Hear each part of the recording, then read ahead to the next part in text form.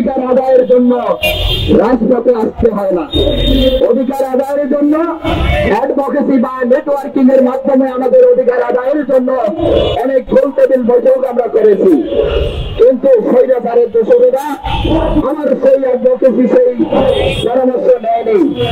তারা চেয়েছে কি এই দেশটা যাতে অস্থিতিশীলতা হয়, এই দেশের জন্য একটা ভাবমূর্তি ক্ষুণ্ণ হয়, সেই স্বৈরাচারের দোষরের স্বপ্ন বাস্তবায়নের জন্য আজকে আমাদেরকে রাজপথে নামাইছে।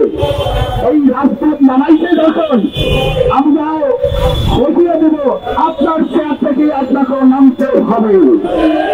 আর আপনি এমপিএ স্বীকৃতি দেবেন, নইলে আপনি ওই চেয়ার থেকে নামতে বাধ্য হবেন।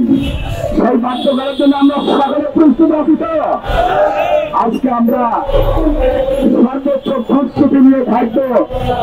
বন্দুকের গুলিকে কি ভয় পান? বুলেট বোমাকে কি ভয় পাবেন? সাউন্ড গ্রেনেডকে কি ভয় পাবেন?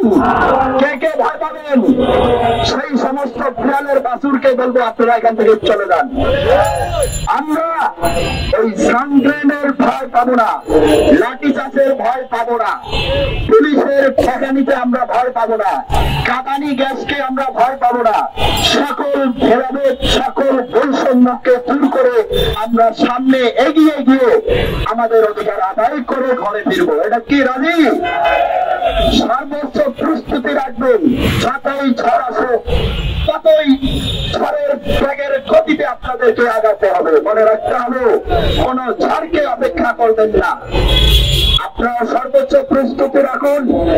যত বাধা আসবে, যেখানেই বাধা আসবে, সেখানেই আমাদের সুফল আসবে। যদি আমরা পিছপা হই, একটা কথাই আছে, যদি